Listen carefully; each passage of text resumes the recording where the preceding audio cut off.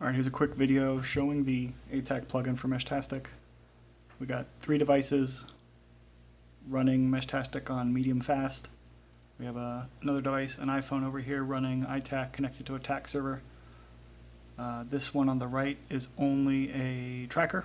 It's not going to be running ATAK, but these two will. We'll go through some of the preferences and configurations that you can do with the plugin. So once you get ATAK up, you normally would have your GPS already going, but I'm inside, so I got to place it manually.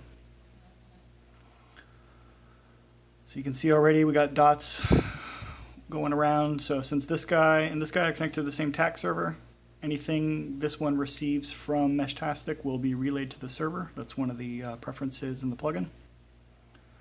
So the first one, enable relay to server. So anything coming in this guy's Meshtastic was going to be pushed to the server, then anyone connected to the server will receive that same information. The next option in the preferences is show all Meshtastic devices. So this is for showing a sensor mark on the map for your hardware. So like the T-beam or your T-echo or whatever Meshtastic hardware you got. We're going to create a sensor cot on the map for that device. If it doesn't have GPS, it's going to drop it at 00, and it's like off the coast of Africa or somewhere. But the point of it is like it'll create a contact for that hardware, and you can actually send a message to the hardware, and then anyone connected to that hardware will get a text message out that way. So it's just a way to talk to people that are not using ATAK but are connected to Meshtastic while staying inside your ATAK. The next one is say don't show devices that don't have GPS. So if you don't want to see those that don't have a GPS, you can hide those there. The next one is don't show your local Meshtastic device. So if you don't want to create a map item for your own Meshtastic device because whatever reason, you can turn that off there. The next option is enable reporting rate. So ATAK does dynamic and constant reporting. And constant is, I think, a better way to go for Meshtastic. Dynamic is like if you're on the move and you want to update stuff more rapidly, but when doing that more rapidly, take into account the bandwidth of the network, the Meshtastic network, and it's be careful putting too much too fast, you're going to flood your network. There are reporting rates you can select from half a minute up to 30 minutes. I think 5 minutes is good enough. The next option, send only PLI and chat. So right now Meshtastic has optimized just PLI and chat. Other COTs that you're going to send, like a shape or something like that, is not going to be going as small as it can go. It's going to just use libcot shrink to make it as small as it can, but it's not optimized as well as PLI and chat. The next option, use text to speech. So this will read any incoming text message from Meshtastic as a text to speech, so you don't have to read it, you can just listen for it. There's a push to talk key code. So if you have like a push to talk hardware and you click it in Android, it's going to send a key event. And if you know what that value is, you can put it in here, and that's how you can toggle, push to talk for using the Meshtastic voice stuff for creating text messages from voice. The Meshtastic channel index, so you can have multiple channels. By default, it's going to use 0, but if you create a bunch of other channels and that's where you want your ATAK data to go out on, you can specify that there. Hop limit. Hop limit's probably something you don't really want to mess with unless you know what you're doing. It defaults to 3, but has a max of 8. And then switch command. To allow the switch command means you're going to accept data packages from people on your Meshtastic network. If you turn that off, no one's going to be able to share data packages with you. So if we check out what's happened since we've been running, we see we got some contacts populated.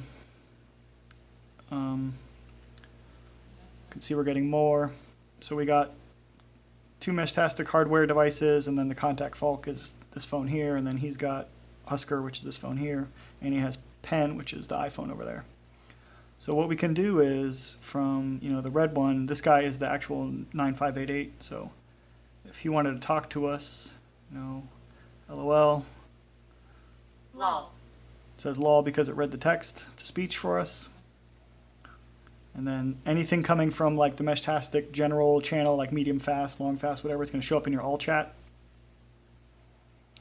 And then also, you can talk back just to that Meshtastic guy. So if we want to reply to him and say, Roger, we see a message from our Meshtastic node to this Meshtastic node in a DM style where the other people aren't going to see it.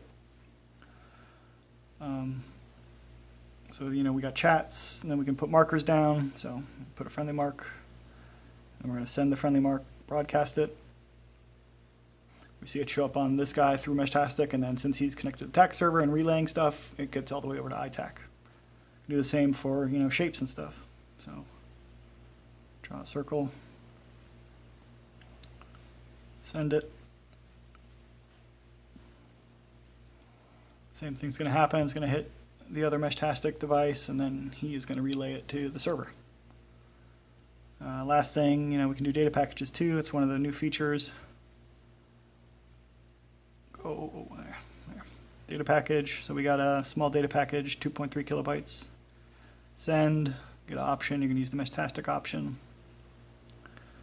We're booting into short fast. So since I was using medium fast, and we're going to use short fast for all the file transfers because it's the fastest, the devices are going to reboot. The Meshtastic nodes are going to reboot. You'll see them toggle red in the connection for the widget icon, and then go back to green as the the device reboots. It'll come back and connect automatically. Once it's back online, it'll start sending the data packages. So if we actually go in Meshtastic, we'll be able to see in the debug panel these packets start coming in. So here's like the first chunk coming in, and it's going to be however many chunks it takes to split up that data package. It's going to start trickling in, and it does an acknowledgement for each packet, so the sender knows if there was a missed packet or some kind of transmission problem. We can recover from that. It's pretty reliable. You pay the price though for slowness, but it is what it is. So the packet's going through, chunks are still coming in. When the last thing he's going to send is an end packet, we'll see that here. Just say the word end, and then that's how we know that the package is done being sent. When we see the end message, we're going to send back an acknowledgement to the sender to say, hey, we got the package, and then that's how everybody knows to clean up. Once all the chunks are received, it's going to reconstruct the zip file for the data package and automatically ingest that into ATAK. So we still got chunks flowing.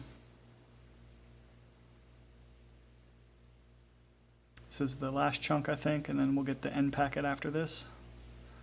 Okay, we see we got the end packet and then the MFT packet, which is how we signify back to the sender that we got it. If we look in our data packages, it's not there yet because it's reconstituting the chunks into the zip. So shortly after this, we'll get it. There we go, data package added.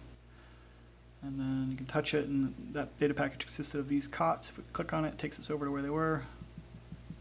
So it's just some various, some COTs over there. All right, that's basically it.